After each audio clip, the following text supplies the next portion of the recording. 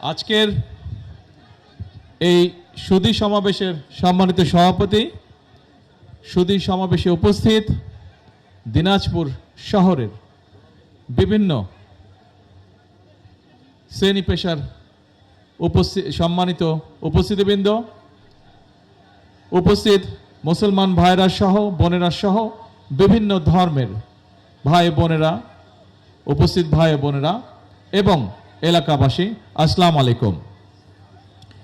ইফতারের খুব একটি সময় নেই, সেই জন্য যদিও বেশ কিছু কথা বলার ইচ্ছা ছিল, হয়তো অতটা বলতে পারবো না।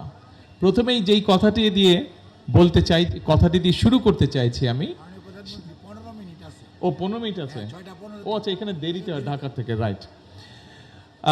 কথার শুরুতে যেই কথাটা দিয়ে শুরু করতে চাই আমি, সেটি হচ্ছে যে দিনাজপুর, সাধারণত মানুষ বলে যে নানা বাড়ি কোথায়, কিন্তু দিনাজপুরকে কেন জানি সবসময় মনে হলেই নানি বাড়ি কথাটা আমার মনে হয়। সবসময় নানি বাড়ি, কেন জানি নানি কথাটাই সামনে আসে। এই দিনাজপুর শহরটা, এখানে বেশ কিছু স্মৃতি আছে আমার। বালুবাড়ির স্মৃতি আছে, বালুবাড়িতে নানি বাড়ি, সেখানকার বেশ কিছু স্মৃতি আছে। তারপরে ঘাসিপাড়ায় ছিল, বালুবাড়িতে আসার আগে ঘাসিপাড়ায় ছিল নানি বাড়ি, সেই ঘাসিপাড়ার কথা কিছুটা খেয়াল আছে, অল্প স্বল্প, বহু বছর আগের কথা, সব পরিষ্কার মনেও নেই। তো এখন স্বাভাবিকভাবেই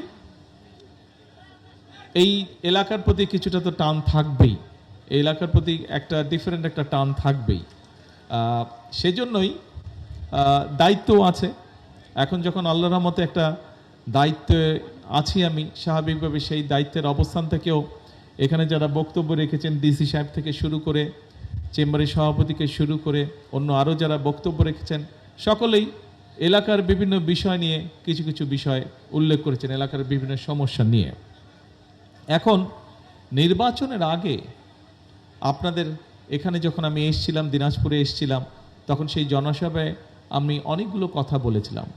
নিশ্চয়ই আপনারা খেয়াল করেছেন যে নির্বাচনের পরে আলহামদুলিল্লাহ আল্লাহর রহমতে আমরা যখন সরকার গঠন করতে সক্ষম হয়েছি, তারপরে 1 মাসের মতন, এখনও বোধহয় 2 দিন বাকি আছে 1 মাস হতে, 1 মাসের মতন সময়ের মধ্যে আমরা চেষ্টা করেছি যে বাংলাদেশের মানুষের কাছে আমরা যেই ওয়াদাগুলো করেছিলাম, সেই ওয়াদাগুলোর কতগুলো ওয়াদা আমরা ইতিমধ্যে কাজ শুরু করেছি। যেমন আজকে এই দিনাজপুর জেলার কাহরোল, সেই এলাকা থেকে আমরা আমাদের খাল খনন কর্মসূচির কাজটি শুরু করেছি। এখানে ডিসি সাহেব ওনার বক্তব্যে একটি কথা বলেছেন, যেহেতু দিনাজপুর অঞ্চলটি, এই এলাকাটি সমুদ্রপৃষ্ঠ থেকে উপর দিকে, সেই জন্য এখানে পানির সমস্যা হয়। তবে নিশ্চয়ই বাই নাও আপনারা জানেন, অনেকেরই ধারণা আছে যে এই পানির সমস্যাটা শুধুমাত্র দিনাজপুর এলাকায় নয়, সামগ্রিকভাবে সমগ্র বাংলাদেশেই কম বেশি পানির সমস্যাটা কিছুটা দেখা দিয়েছে। তার কারণ হচ্ছে অনেকগুলো বছর ধরে আমাদের নদী নালা খালগুলো বন্ধ হয়ে গিয়েছে বা ভরাট হয়ে গিয়েছে, এবং ভরাট হয়ে যাবার কারণে এখানে শুষ্ক মৌসুমে পানি থাকছে না, বর্ষা মৌসুমে পানি আসলেও যে পরিমাণ পানি থাকার কথা সে পরিমাণ পানি থাকছে না, এবং একই সাথে বর্ষা মৌসুমে বা হঠাৎ করে উজান থেকে যখন পানি আসছে, তখন খালগুলো এবং নদীগুলো ভরাট হয়ে যাওয়ার কারণে পানিগুলো দুপাশে মানুষের ঘর বাড়ি, ফসল ফলাদি, গবাদি পশু এগুলোকে নষ্ট। আমরা খাল খনন কর্মসূচিটি হাতে নিয়েছি। এই কর্মসূচি শুধু দিনাজপুর নয়, সমগ্র বাংলাদেশে। আমরা বলেছি বাংলাদেশের মানুষকে নির্বাচনের আগে আমাদের পরিকল্পনা রয়েছে যে আগামী 5 বছরে আমরা প্রায় 20,000 কিলোমিটার খাল খনন করব। আপনারা নিজেদের এলাকাতেই যদি চিন্তা করেন, এই যেই কথাটা আমি বললাম যে খালে পানি থাকছে না, কিন্তু পানিটা সাইডে চলে যাচ্ছে বর্ষাকালে, যখন পানিটা প্রয়োজন শুষ্ক মৌসুমে, সেই সময় শুকনা থাকছে খাল, পানি শূন্য থাকছে, ফলে জমি আবাদ করতে সমস্যা হচ্ছে। একই সাথে খালে বা নদীতে পানি জমে যাওয়ার কারণে মানুষকে ভূগর্ভস্থ পানির উপরে ডিপেন্ড করতে হচ্ছে, এবং এর ফলে যেটা হচ্ছে ভূগর্ভস্থ পানি নিচে থেকে টানতে টানতে সেখানেও আস্তে আস্তে পানি কমে যাচ্ছে। আজকে থেকে 20 বছর আগে আমরা যতটুকু নলকূপ খনন করার জন্য যতটুকু গভীরে যেতে হতো, এখন অনেক বেশি যেতে হয়। আর তখন যদি 100-150 ফিটের পানি পাওয়া যেত, এখন হয়তো 600-700 ফিট নিচে যেতে হয়, তারপরে পানি পাওয়া যায়, যেটা একটা আস্তে আস্তে একটি ভয়াবহ পরিস্থিতির দিকে আমরা যাচ্ছি।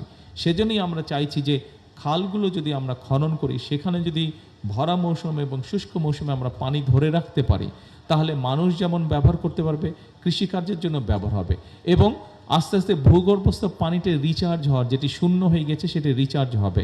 আরেকটি বড় সমস্যা আছে আর্সেনিক প্রবলেম। ভূগর্ভস্থ পানি আমরা যত টানতে থাকবো, একই সাথে আর্সেনিকের সমস্যা তত বাড়তে থাকবে।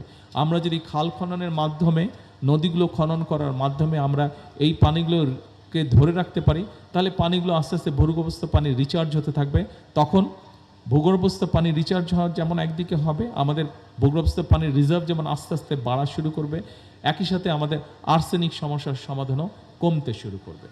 এখন আসুন, খাল খননের পরে আপনারা দেখেছেন যে আমরা বাংলাদেশের মানুষের কাছে বলেছিলাম, এই বাংলাদেশের জনসংখ্যার অর্ধেক হচ্ছে নারী।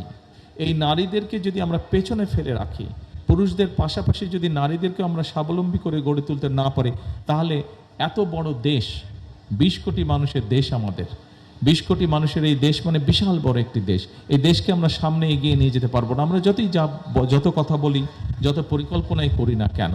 এবং সে কারণেই এই নারীদেরকে স্বাবলম্বী, বিশেষ করে অর্থনৈতিকভাবে স্বাবলম্বী করে গড়ে তোলার জন্য আমরা ফ্যামিলি কার্ডের কথা বলি। বাংলাদেশে প্রায় 4 কোটি পরিবার রয়েছে, এবং আমরা মনে করি শহর গ্রাম, মধ্যবিত্ত, নিম্ন মধ্যবিত্ত, নিম্নবিত্ত সবকিছু মিলিয়ে প্রায় 4 কোটির মতন পরিবার রয়েছে। এবং আমরা পরিকল্পনা করেছি যে এই পরিবারগুলো যে নারী প্রধান আছে, তার কাছে আমরা একটি করে ফ্যামিলি কার্ড পৌঁছে দেব। এই ফ্যামিলি কার্ডের মাধ্যমে আমরা কিছু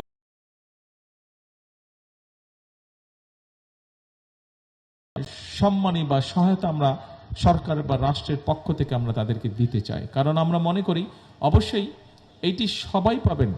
আমাদের বিভিন্ন সোশ্যাল বেনিফিট নেটওয়ার্ক যেগুলো আছে, সোশ্যাল সেফটি নেটওয়ার্ক আছে, এখানে আমরা দেখেছি যে বিভিন্ন ক্যাটাগরির মানুষ বিভিন্ন কিছু পেয়ে থাকেন, কিন্তু সেখানে একই সাথে আরেকটি সমস্যা দেখা দিয়েছে যে অনেকের যেটা পাওয়া উচিত না, তারা সেইটি পাচ্ছেন, ফলে সেখানে একটা দুর্নীতির বিষয় রয়ে যাচ্ছে। সেই ফ্যামিলি কার্ডটিকে আমরা ইউনিভার্সাল করেছি, অর্থাৎ সকল নারী এটি পাবেন। সেটি একজন ইমাম সাহেবের স্ত্রী যেমন পাবেন, সেটি একজন কৃষকের স্ত্রী পাবেন, একজন প্রাইমারি স্কুলের শিক্ষক তার স্ত্রীও এটি পাবেন, একজন মুদি দোকানদার তার স্ত্রীও পাবেন, একজন ডিসি সাহেবের স্ত্রী উনিও পাবেন, এসপি সাহেবের স্ত্রী উনিও পাবেন, একজন এমপি সাহেবের স্ত্রী উনিও পাবেন, একজন মন্ত্রীর স্ত্রী উনিও পাবেন। কিন্তু এখানে আমরা মনে করি পরের দিকে আমি যাদের কথা বলেছি, নিশ্চয়ই সেই মানুষগুলো এতটুকু নিশ্চয়ই প্রত্যেকের আমাদের এতটুকু দায়িত্ববোধ আছে যে যাদের পাওয়া উচিত না, তারা নিশ্চয়ই সেটি তখন নেবেন না। তার ফলে যেটি হবে, যাদের আসলেই পাওয়া উচিত সেই পরিবারগুলোর কাছে আমরা সেই সহায়তাগুলো পৌঁছে দিতে পারবো। আমরা ফ্যামিলি কার্ডের পাইলট প্রজেক্টটি শুরু করেছি। আপনারা নিশ্চয়ই কম বেশি আপনাদের অনেকেরই ধারণা আছে যে সরকারের কোনো কাজ যখন শুরু করতে হয়, এই ধরনের কাজ, তখন পাইলট প্রজেক্ট প্রথমে করতে হয়। সরকারের কিছু নিয়ম কারণ আছে, পাইলট প্রজেক্ট করতে হয়। সেই পাইলট প্রজেক্টের অধীনে আমরা অলরেডি এর মধ্যেই ফ্যামিলি কার্ডের কাজ শুরু করেছি, এবং দিনাজপুরে আমরা আমাদের দিনাজপুর 6 না, দিনাজপুর 6তে আমরা এই ফ্যামিলি কার্ডের যে পাইলট প্রজেক্ট শুরু করেছি। 10টি জায়গায় আমরা বাংলাদেশের 14টি জায়গায় না 14টি জায়গায় যাইছে 15টি জায়গায় আমরা শুরু করেছি পাইলট প্রজেক্ট। তার মধ্যে দিনাজপুর 6, অর্থাৎ আমাদের ডাক্তার জাহিদ সাহেবের যে এলাকাটায়, সেখানে আমরা শুরু করেছি। বাংলাদেশে টোটাল 37,000 মানুষকে আমরা এই ফ্যামিলি কার্ডের আওতার মধ্যে নিয়ে এসেছি। এটি আমাদেরকে একটি সময়, কয়েক মাস সময়, 2 মাস 3 মাস সময় দেখতে হবে এটির কী ফলাফল হয়। সরকারের কিছু নিয়মকানুন আছে যেটি আমি আগে উল্লেখ করছি। তারপরে আমরা ধীরে ধীরে আস্তে আস্তে এটির প্রসার আমরা বাড়াতে থাকব। অর্থাৎ আমাদের যেই কমিটমেন্ট ছিল এবং যেই লক্ষ্য, অর্থাৎ বাংলাদেশের নারীদেরকে এম্পাওয়ার্ড করা, তাদেরকে স্বাবলম্বী করে তোলা, এটি আমরা ধীরে ধীরে এই কাজ শুরু করেছি। আপনারা দেখেছেন যে আমরা, আপনাদের নিশ্চয়ই মনে আছে, আমরা আরেকটি কথা বলেছিলাম যে সমাজের, আমরা যেরকম সমাজের ছাত্রদের জন্য কাজ করছি, পরিকল্পনা নিয়েছি, আমাদের নারীদের জন্য পরিকল্পনা নিয়েছি, সমাজের বিভিন্ন শ্রেণী পেশার মানুষের জন্য পরিকল্পনা নিয়েছি, কৃষকদের জন্য পরিকল্পনা নিয়েছি। একইভাবে আমাদের একটি পরিকল্পনার অংশ ছিল, আমাদের এই সমাজে এক ধরনের মানুষ আছেন যারা আমাদেরকে বিভিন্ন সময় বিপদে আপদে বিভিন্ন সময় পরামর্শ দিয়ে থাকেন, যারা আমাদের জন্ম থেকে মৃত্যু পর্যন্ত থাকেন। কারা সেই মানুষগুলো? সেই মানুষগুলো হচ্ছে আমরা যারা মুসলমান, সেই হিসাবে বিভিন্ন মসজিদ মাদ্রাসা যারা মুয়াজ্জিম সাহেব আছেন, ইমাম সাহেব আছেন, খতিব সাহেব আছেন সহ বিভিন্ন ধর্মের যারা ধর্মীয় গুরু আছেন, এই ধরনের মানুষগুলো। কিন্তু এই ধরনের মানুষগুলোর ক্ষেত্রে আমরা দেখেছি তাদের অধিকাংশ ক্ষেত্রে এই মানুষগুলো অনেক কষ্টে জীবনযাপন করেন। আমরা নির্বাচনের আগে বলেছিলাম যে আমরা সরকার গঠনে সক্ষম হলে এই ধরনের যারা ধর্মীয় গুরু আছেন তাদেরকে আমরা সরকারের পক্ষ থেকে একটি সম্মানের ব্যবস্থা করব। আলহামদুলিল্লাহ, আল্লাহর রহমতে আপনারা দেখেছেন গত কয়েকদিন আগে এই কাজটিও আমরা শুরু করেছি। অর্থাৎ আমাদের যে কমিটমেন্ট ছিল, মানুষের প্রতি যে এই কমিটমেন্ট ছিল, সেটির কাজও আমরা শুরু করেছি। একই সাথে খাল খনন, ফ্যামিলি কার্ড সহ আমরা ধর্মীয় গুরু যারা আছেন তাদেরকে আমরা এই সম্মানের ব্যবস্থাও শুরু করেছি।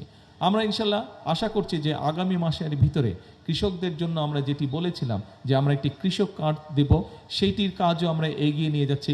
আমরা আশা করছি ইনশাল্লাহ সেটিরও পাইলট প্রজেক্ট আগামী 1 মাসের মধ্যে আমরা শুরু করতে পারবো।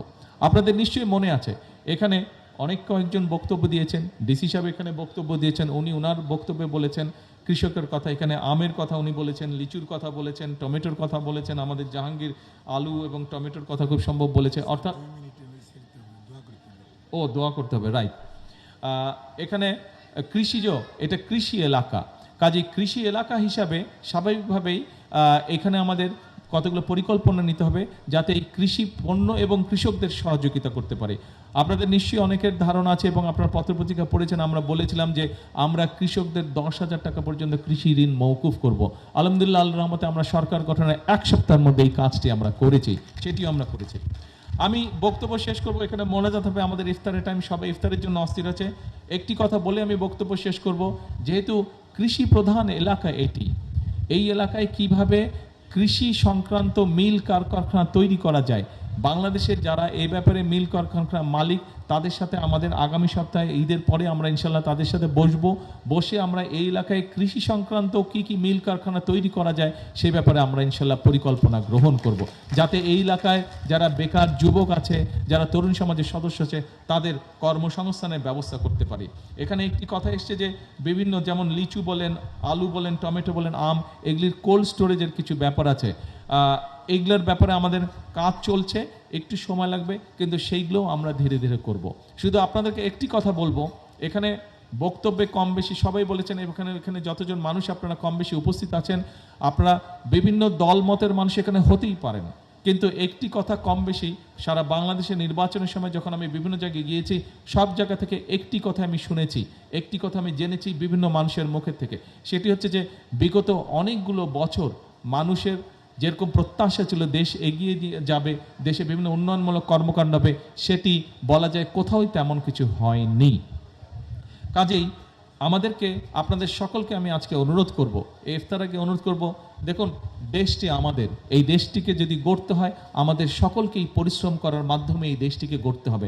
কিন্তু পরিশ্রম করার আগে আরেকটি কাজ আছে, সেটি হচ্ছে আমাদের সকলকে ধৈর্য সহকারে কাজ করতে হবে। আমরা যদি অস্থির হয়ে যাই, 15-20 বছর যেই কাজগুলো হয়নি, 15 বছর 16 বছর ধরে যেই কাজগুলো হয়নি, আমরা হয়তো 1 মাস 15 মাসে পারবো না। যেই সমস্যা তৈরি হচ্ছে এই সমস্যাগুলোকে সমাধান করতেও সময়ের প্রয়োজন আছে। সেই জন্য আপনাদের সকলের কাছে আমি অনুরোধ করব, আসুন সমগ্র দেশবাসীর কাছে আজকে এই সুধী সমাবেশের মাধ্যমে সমগ্র দেশবাসীকে বলবো, আপনারা এই সরকারকে নির্বাচিত করেছেন, যারা এই সরকারকে ভোট দিয়েছেন, যারা এই সরকারকে ভোট দেননি, এই সরকার প্রত্যেকের সরকার। এই সরকার দেশের মানুষের জন্য কাজ করতে চায়, এই সরকার দেশের জন্য কাজ করতে চায়। এই সরকারকে আপনারাই গঠন করেছেন, আপনাদের রায়ের মাধ্যমে এই সরকার গঠিত হয়েছে। কাজেই আপনাদের যদি সহযোগিতা থাকে, আপনাদের সহযোগিতা থাকলে ইনশাল্লাহ আপনাদের প্রত্যাশিত বাংলাদেশ গড়ার জন্য এই সরকার রাত দিন সর্বাত্মক চেষ্টা করবে, সর্বাত্মক কাজ করবে। আপনাদের সকলের সহযোগিতা কামনা করে আপনাদের মাধ্যমে, সুধী সমাবেশের মাধ্যমে আমি বাংলাদেশের গণতান্ত্রিক, আমি মানুষের সহযোগিতা কামনা করে আমার বক্তব্য শেষ করছি। নানি বাড়ি থেকে বিদায় নেব আজকের মতন, কিন্তু ইনশাল্লাহ আবারও ফিরে আসবো নানি বাড়িতে। সকলকে শুভেচ্ছা জানিয়ে আমার বক্তব্য শেষ করছি। আল্লাহ হাফেজ। বাংলাদেশ জিন্দাবাদ।